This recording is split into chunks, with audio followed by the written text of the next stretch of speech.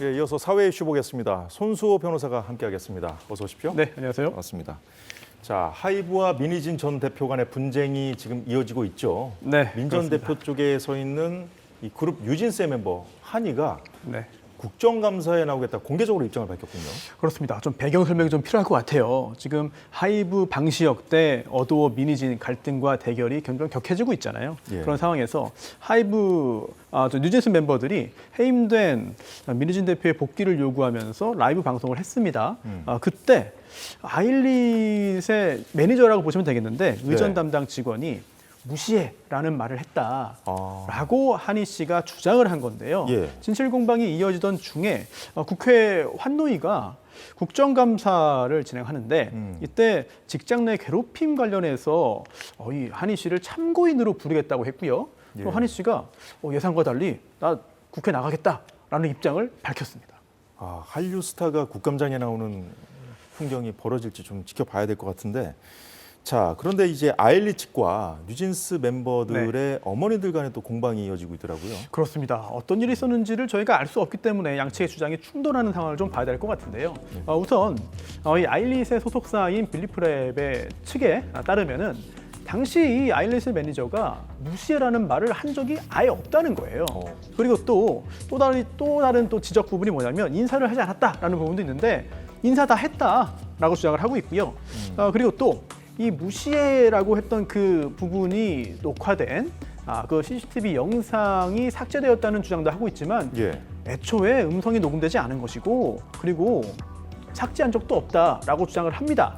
자, 그러자 뉴진스 멤버의 부모들이 또 이렇게 반박을 했는데요. 그 입장문이 거짓이라는 거예요. 근거로서 당시에 한 보안 요원이 그 장면, 무시해라고 말하는 또 인사를 제대로 하지 않았던 그 CCTV 영상이 존재했는데 예. 그게 삭제됐다라고 주장을 하고 있기 때문에 양측의 입장이 굉장히 팽팽하게 대립하고 있습니다. 그렇군요. 자, 직장 내 따돌림 공방, 이제 진실 공방으로 좀 비화된 상황인데, 네. 자, 이 상황이 좀 결코 가볍게 보이지 않는 이유가 지금 법적 분쟁 중이잖아요. 그렇습니다. 네, 이 법적 분쟁뿐만 아니라 여러 가지 실제로 법원에서 여러 가지 판단이 나오기도 했고요. 그리고 또 예. 앞으로 여러 가지 판단이 나올 것으로 보이기 때문인데 사실 내일 법원에서 재판이 열려요. 가처분 사건의 신문기일이 열리는데 예. 양측을 불러서 도대체 어떤 일이 있었는지를 이제 들어보는 절차를 갖게 되는 겁니다. 즉 민희진 전 대표 측이 하이브를 상대로 제기한 가처분의 신문기일인데요. 하이브 측이 민희진 대표이사를 해임했습니다. 여전히 이사로는 남아있고 그리고 또 프로듀싱을 할 수 있다라고 이야기했습니다만 민희진 전 대표와 그리고 또 이 뉴진스 측에서는 대표이사로 복귀시켜라라고 주장을 하고 있거든요. 예. 과연 누구의 주장이 법적으로 타당한지 여부를 가릴 수 있는 굉장히 중요한 신문기일이 내일 열리게 되겠고요. 그렇군요. 그 결과에 따라서 또 예. 여러 가지 변화가 예상됩니다. 자, 민희진 전 대표가 최근에 자신의 집을 팔아서라도 소송을 네. 계속 이어가겠다 이런 얘기를 했다고요? 그렇습니다. 지금까지 진행된 법적인 절차도 있고 또 앞으로 해야 될 것도 있잖아요. 그동안 무려 23억 원을 썼다라는 이야기를 했어요. 예. 물론 그게 어떻게 계산된 건지는 뭐 외부에서는 알 수 없겠습니다만 상당히 큰 돈을 썼다. 그리고 또 집을 팔아서라도 하겠다라는 입장을 강연을 통해서 밝혔는데요. 강한 좀 의지를 보이고 있는 것으로 보이고요.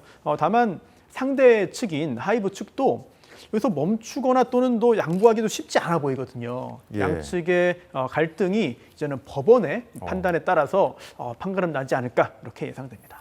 예, 다음 소식으로 가보겠습니다. 자, 의정 갈등의 해법을 좀 찾아보자는 차원에서 오늘 정부와 서울대 의대 교수들이 공개 토론회를 가졌는데 뭔가 좀 유의미한 얘기들이 나왔습니까?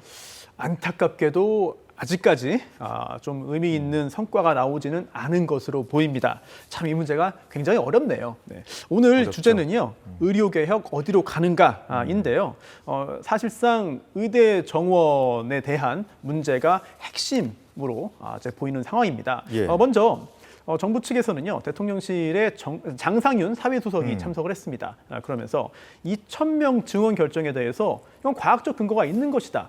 라고 주장을 했고요. 예. 반면 의대 교수 측에서는 2,000명 늘어나는 게 무슨 과학적 근거가 있는 것이냐. 그렇다면 어떤 과에 몇 명이 늘어날 것인지에 대해서 계산해봤느냐라는 반박을 했고요. 또 사회수석은 여기에 대해서 의료계와 협의를 충분히 했는데 왜 협의가 충분하지 않았냐고 지적하는지 모르겠다라는 답을 했고 그러자 또 의대 교수 측에서는 적정 규모에 대해서 우리가 답을 하지 않았다고 하는데 이거 거짓말이다라는 이야기를 주고받았거든요. 예.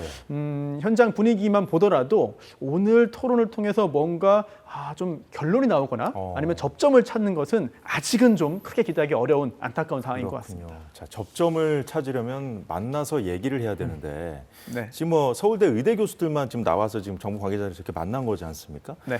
지금 의대 그 학생들 입장 다 다르고 또 그렇죠. 전공의들 입장 다르잖아요. 그렇습니다. 그게 이 사태를 굉장히 힘들게 만드는 주요 요인 중에 하나인 것 같습니다. 뭐 의사라는 한 틀로 묶기도 어렵고요. 또 의사와 또 의대생 그렇게 또 보기도 어렵고 굉장히 좀 곤란한 상황인데요. 예. 특히나 오늘의 이 토론회 자체를 두고도 의사 중에 일부는 굉장히 격하게 비난을 했습니다.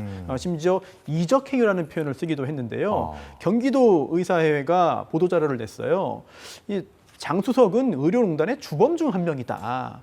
그러면서 오늘 이 토론회는 상대방에게 명분만을 줄 뿐이다. 라고 비난을 했고요. 그러면서 이런 의료농단 주범과 야합하는 이적행위를 즉각 중단하라. 라고 말을 했는데요. 상당히 강경한 어조였고 또한 뭔가 협의를 해서 접점을 찾고 국민들을 위한 해결책을 찾으려면은 상대에 대한 존중이라든지 또는 상대방에 대해서 뭔가 타협에 대한 어떤 의지를 보여야 될 텐데요. 그런 부분들이 보이지 않아서 물론 모든 의사가 그렇다는 건 아니고 이제 일부의 입장이겠습니다만 이 대화 시도가 그렇게 쉬워 보이지만은 않습니다. 그렇군요.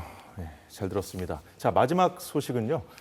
문재인 전 대통령의 딸 문다혜 씨 관련 내용인데 음주운전 사고와 관련해서 경찰이 문 씨에게 특정 범죄 가중처벌법상 위험운전 치사상 혐의를 추가할지 검토 중이라는 보도가 나왔는데요. 자, 이 위험운전 치사상 혐의 좀 생소하게 들리실 분들이 많으실 텐데 어떤 경우에 적용될 수 있는 혐의인가요? 네, 용산경찰서가 검토하고 있다고 밝혔는데요. 음주운전은 측정을 해서 객관적으로 수치가 기준치를 넘으면 당연히 처벌되는 범죄이고요. 네. 그리고 위험운전 치상죄는 특가법에 있습니다. 도로교통법이 아니거든요. 완전히 별개의 범죄입니다. 즉 운전을 할 때 음주 또는 약물의 영향으로 정상적인 운전이 곤란한 상황에서 운전을 하다가 사람을 다치게 한 경우에는 위험운전 치상죄, 사람을 사망하게 하면 치사죄가 되는 건데요. 두 개가 동시에 성립할 수도 있습니다. 그래서 혈중 알코올 농도가 중요한 게 아니라 실제로 운전을 하기 힘든 상황이었느냐 이런 걸 봐야 되는데요. 우리 법원의 판례에 따르면은 판단하는 기준들이 있어요. 즉 걸어갈 때 어떻게 어느 정도로 정상적으로 걸었는지 또는 이야기할 때 발음이 어느 정도로 꼬였는지 안색이 어땠는지, 술 냄새가 났는지 등등등을 통해서 당시의 방향 전환이라든지 또는 가속 정지라든지 이런 것들을 할 수 있었는지를 따지는 것인데 여러 그 영상들이 공개가 됐잖아요. 다른 차 문도 열고 비틀거리기도 하고 또 조사받을 때 여러 가지 하기도 했다 또는 술집에서 나갈 때 음식점에서 주먹으로 쳤다 등등등을 종합해 보면 경찰이 검토를 할 만한 충분한 사안으로 보이고요. 다만 최종적으로 어떤 결과가 나올지는 앞으로 이어질 그런 조사 결과 등을 통해서 파악해봐야 될 것 같습니다. 조사를 통해서 파악을 해봐야겠습니다만 도로교통법이 아니라 특가법이 적용된다면 처벌 수위는 좀 높게 나올 수도 있지 않을까요? 그렇습니다.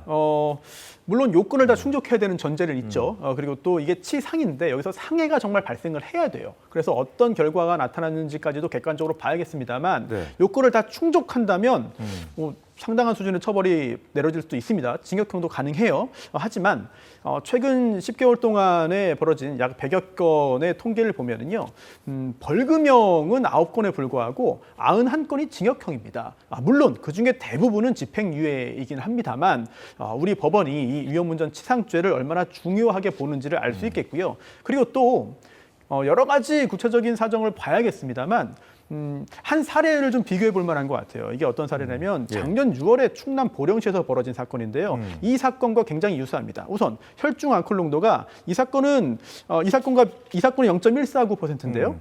지금 이 비교할 사건은 0.147%입니다. 굉장히 비슷하군요. 비슷하고, 예, 그리고 당시에 주행 속도도 시속 30km 정도니까 이것도 비슷하고요. 또 피해자가 입은 상해 정도도 전치 2주라고 알려져 있거든요. 예. 굉장히 유사한 사건인데 이 사건에서 징역 1년 6개월에 집행유예 2년 나왔거든요. 물론 그 외에 따져봐야 될 요소들이 굉장히 많습니다만 그렇겠죠. 그리고 또 유죄인지 무죄인지도 재판을 해봐야겠습니다만 유사한 사례들은 굉장히 많은 것으로 보입니다. 그렇군요.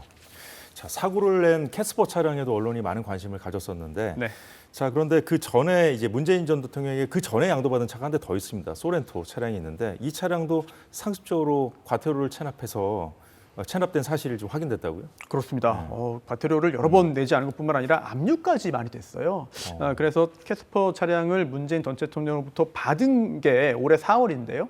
그 전에 운전을 했던 소렌토에 대해서 9차례나 압류가 됐고 예. 또 소렌토 차량을 운전하면서도 또 과태료를 내지 않아서 압류가 여러 번 됐다. 이런 이야기가 전해지고 있는데 물론 이번 음주운전 그리고 또 혹시 모를 위험운전 치사상과 직접 연결되지는 않습니다만 예. 그동안 이 차량 운전에 대해서 사실 저희는 과태료 한번 나오면은 굉장히 좀 두려워하면서 바로바로 내버리거든요. 그렇죠. 그런 경우가 보통 그렇죠. 많죠. 예. 예. 그런데 이렇게 여러 차례에 거쳐서 과태료가 부과되고 또 이것도 내지 않아서 압류까지 됐다라고 한다면은 아무래도 은다이 씨 본인이 공인은 아닙니다만 예. 전직 대통령의 자녀로서 여론이 고운 시선으로 보기는 힘든 상황이 아닌가 이런 생각이 듭니다. 예, 그 사고 사실이 알려진 바로 다음 날 경찰 출석을 할 수 있다는 그런 관측도 나왔었는데 아직까지 네. 이루어지지 않고 있군요. 그렇습니다. 여러 차례 출석을 요구했지만 출석하지 않은 경우 또는 연락이 안 될 경우에는 체포도 가능해요. 체포영장 받을 수 있거든요. 하지만 이 사안은 그래 보이지는 않고요.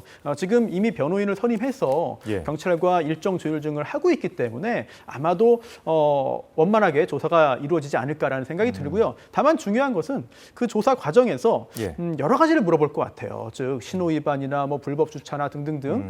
물론 중대한 범죄라고는 할 수 없고 또한 과태료 부과 사항이라고 할 수 있겠습니다만 종합적인 사정을 한꺼번에 다 물어보고 확인을 해야만 이제 여기에 대해서 의혹을 갖는 그런 여론이 생기지 않을 것으로 보입니다. 예, 잘 들었습니다. 손수호 변호사 수고하셨습니다. 네, 고맙습니다.